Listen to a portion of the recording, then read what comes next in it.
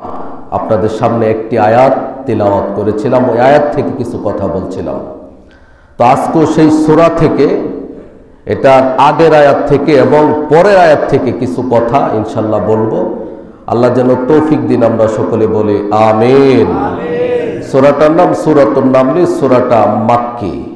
ওই সূরার মধ্যে আয়াত সংখ্যা আছে 93, পারা নাম্বার 19, পৃষ্ঠা নাম্বার 17 এবং 17 নম্বর আয়াত, 18 নম্বর আয়াত, 19 নম্বর আয়াত আপনাদের সামনে তিলাওয়াত করেছি। সবচেয়ে মজার বিষয় হচ্ছে কোরআনের প্রতিটি কথাই মজা, সুন্দর, আকর্ষণ। তার মধ্যে এই সূরার মধ্যে আজকে যে কথাগুলো বলবো, এগুলো একেবারেই আমরা আনকমন, কম শুনছি। এবং আমার মনে হয় না যে 17 সালের পরে আমি এই সূরা থেকে, এই আয়াতটি থেকে কিছু কথা বলছি, আমার মনে হয় না। একেবারে আনকমন, শুনলে অনেক ভালো লাগবে। আপনারা মনোযোগ দিয়ে একবারে খরগোশের কানের মতো কানটি খাড়া করে ঘটনাগুলো শুনবেন। আল্লাহ যেন শোনার তৌফিক দেন, আমাকে বলার তৌফিক দেন এবং এখান থেকে কিছু শিক্ষা যেন আমরা নিতে পারি, আল্লাহ যেন সেই তৌফিক দেন। আমরা সকলে বলি আমিন। আল্লাহ রাব্বুল আলামিন এই সূরার মধ্যে আল্লাহ রাব্বুল আলামিন অনেক ঘটনা তিনি ওয়াজ করেছেন, অনেক ঘটনা তিনি বর্ণনা করেছেন। তার মধ্যে অন্যতম ঘটনা হলো আল্লাহ রাব্বুল আলামিনের সূরাটার নাম সূরাতুন নামল ঘোষণা করার কারণ হইল আল্লাহ রাব্বুল আলামিন এই সূরার মধ্যে সুলাইমান আলাইহিস সালাম, আল্লাহ রাব্বুল আলামিন সুলাইমান আলাইহিস সালামকে আল্লাহ রাব্বুল আলামিন অনেক কিছু তিনি দিয়েছিলেন, অনেক নিয়ামত দিয়েছিলেন। 17 নম্বর আয়াতে আল্লাহ রাব্বুল আলামিন বলেন ওয়া হুশিরা লি সুলাইমান জুনুদুহু মিনাল জিন্নি ওয়াল ইনসি ওয়াত তায়রি ফাহুম ইউযাউন। জোরে জোরে বলেন সুবহানাল্লাহ, সুবহানাল্লাহ। আল্লাহ রাব্বুল আলামিন বলেন যে আমি সুলাইমান আলাইহিস সালামকে মানুষ নিয়ন্ত্রণ করা, কন্ট্রোল করা, পরিচালনা করা এই দায়িত্ব দিয়েছে। সুবহানাল্লাহ কইতেন না? ওয়া হুশিরা লি সুলাইমানা জুনুদুহু মিনাল জিন্নি ওয়াল ইনসি, মিনাল জিন্নি এবং জিন জাতিকে পরিচালনা করা, তাদেরকে নিয়ন্ত্রণ করা, এই দায়িত্ব আমি সুলাইমান আলাইহিস সালামকে দিয়েছি। দুইটা। 3 নম্বর হলো ফাহুম ইউযাউন, পশু পাখি যারা আছে তাদেরকে নিয়ন্ত্রণ করার জন্য আমি আল্লাহ রাব্বুল আলামিন তাকে সেই ক্ষমতা দিয়েছি। সুবহানাল্লাহ কইতেন না? এই 3 জাতি পরিচালনা করা কঠিন না সহজ? কঠিন। আমি যেখানে কর্ম করি, মনে করেন আমার অধীনে 35 জন আছে, চতুর্থ কর্মচারী সহ, এদেরকে নিয়ন্ত্রণ করাই আমার জন্য কঠিন হয়ে যায়। এদিক দিয়ে এই সমস্যা, এদিক দিয়ে আরেক সমস্যা। যদি তার পক্ষে হয় স্যার ভালো, যদি বিপক্ষ হয়, সত্য যদি হয়, তাহলে স্যার কিনা ভালো না।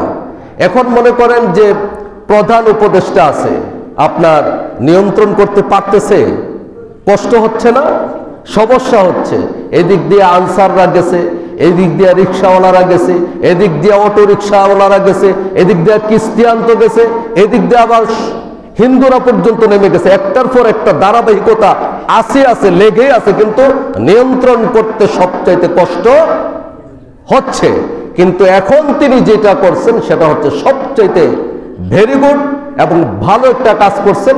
সবাইকে ডেকে নিয়ে আসছেন, পরামর্শ গ্রহণ করছেন। সেটা নবীরাও করেছেন, রসুলরাও করেছেন, তাবিনরাও করেছেন, তাবিনরাও করেছেন, ইসলামী মাইন্ডে যারা আছে সবাই সেই কাজটা করেছেন। আল্লাহ রাব্বুল আলামিন এই সুলাইমান আলাইহিস সালামকে এই 3 জাতি পরিচালনা করার জন্য, নিয়ন্ত্রণ করার জন্য এই দায়িত্ব দিয়েছেন। তিনি অত্যন্ত সুন্দরভাবে, অত্যন্ত ডিসিপ্লিন ভাবে, অত্যন্ত ভালোভাবে তাদেরকে তিনি পরিচালনা করতে পেরেছেন এবং আল্লাহ তাআলা তাকে সেই ক্ষমতা দিয়েছেন। জোরে জোরে বলেন সুবহানাল্লাহ, সুবহানাল্লাহ। আল্লাহ রাব্বুল আলামিন বলেন ওয়া হুশিরা লি সুলাইমানা জুনুদুহু মিনাল জিন্নি ওয়াল ইনসি ওয়াত তায়রি ফাহুম ইউযাউন। আমি আল্লাহ রব্বুল আলামিন সুলাইমান আলাইহিস সালামকে মানুষ পরিচালনা করার জন্য, জিন পরিচালনা করার জন্য, পক্ষীকুল পরিচালনা করার জন্য আমি আল্লাহ রব্বুল আলামিন তাকে সেই ক্ষমতা দিয়েছি। এরপর আল্লাহ রব্বুল আলামিন পরের আয়াতে বলেন, হাত্তা ইযা আতাউ আলা ওয়াদিন নামলি ক্বালাত নামলাতু ইয়া আইয়ুহান নামলু দুখুলু মাসাকিনাকুম লা ইয়াহতিমান্নাকুম সুলাইমানু ওয়া জুনুদুহু ওয়া হুম লা ইয়াশউরুন। জোরে জোরে বলেন সুবহানাল্লাহ, সুবহানাল্লাহ। কোরআনের আলোচনা যেখানে হয় সেখানে গত জুমার আগে জুমা হাদিসটা বলেছিলাম যে সেখানে 10 জন রহমতের ফেরেশতা থাকে, আবার 10 জন কি থাকে? শয়তান থাকে, ডিস্টার্ব করার জন্য।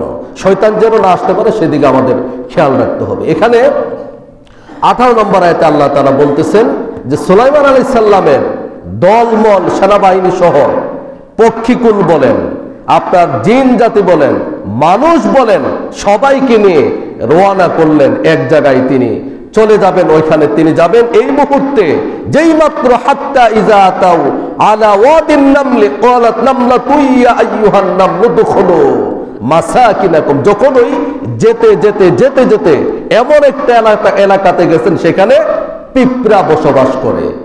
কারা বসবাস করে? পিঁপড়া সেখানে বসবাস করে। এদের মতো অবস্থায় পিঁপড়ার যিনি দলনেতা তিনি পুরুষ না, তিনি নারী। ওই দলনেতা একজন পিঁপড়া, তিনি বলতেছেন, ও পিঁপড়াবাসীরা, আমার কওমের তোমরা যারা আছো তোমরা এখান থেকে সরে যাও, দূরে চলে যাও, গর্তের ভিতরে চলে যাও। সুলাইমান আলাইহিস সালাম, সুলাইমান নবী তার দলবল নিয়ে এখান দিয়ে যাবে এবং তোমরা অচিরেই সুলাইমানের পায়ের পারের তলা পরে, সেনাবাহিনীর পায়ের তলায় পরে তোমরা মিশে যাবে, শেষ হয়ে যাবে। তারা বলতে পারবে না এবং এটা তাদের টার্গেটও না, তারা বলতেও পারবে না। এজন্য তোমরা একটা কাজ করো, সেখান থেকে চলে যাও, বেরিয়ে যাও, তোমরা তোমাদের বাসস্থানে চলে যাও, যেন তোমরা মৃত্যু থেকে বেঁচে যেতে পারো। এই কথা তার দলের লোকদেরকে সবাইকে তিনি বললেন। এই কথাটা যে তিনি বললেন, এই কথাটা সুলাইমান আলাইহিস সালাম পিঁপড়ার ভাষা তিনি বুঝতে পেরেছেন। জোরে জোরে বলেন সুবহানাল্লাহ, সুবহানাল্লাহ। এই কথা শোনার পরে সুলাইমান মুস্কি হাসলেন।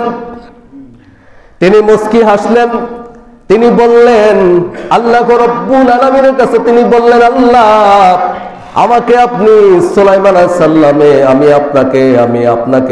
আমাকে সুলাইমান নবীকে আল্লাহ আপনি কি করলেন?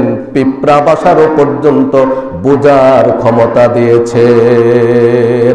এই কথা যখন বললেন, ওই পিঁপড়ার দল যারা ছিল সবাই তারা গর্তের ভিতরে চলে গেছে।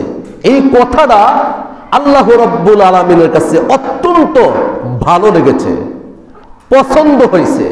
তিনি খুশি হয়ে, রাজি হয়ে যে একজন পিঁপড়া তার দলের লোকদেরকে বাঁচানোর জন্য যে ভূমিকা নিয়েছেন, এর চাইতে শ্রেষ্ঠ ভূমিকা, ভালো ভূমিকা আর হতে পারে না। এর জন্য আমি আল্লাহ রাব্বুল আলামিন এই ছোট্ট একটি পিপীলিকার নামে, সূরাতুন নামলির নামে, নামলি অর্থ হচ্ছে পিপীলিকা, ওই পিপীলিকার নামে আমি একটি সূরা পর্যন্ত নাজিল করে দিলাম, কোরআনে কোট করে দিলাম। কিয়ামত পর্যন্ত যত মানুষ আসবে সবাই এই সূরা পড়বে এবং তাদের ঘটনা জানতে পারবে। জোরে জোরে বলেন সুবহানাল্লাহ। আল্লাহ তাআলার কাছে সেটা পছন্দ হয়েছে, ভালো লাগছে। এজন্য আল্লাহ তাআলা এই পিপীলিকার নামে, এজন্যই সূরাটা পিপীলিকার নামে তিনি ঘোষণা করেছেন, নাজিল করেছেন। জোরে জোরে বলেন সুবহানাল্লাহ। এজন্য আল্লাহ তাআলার কাছে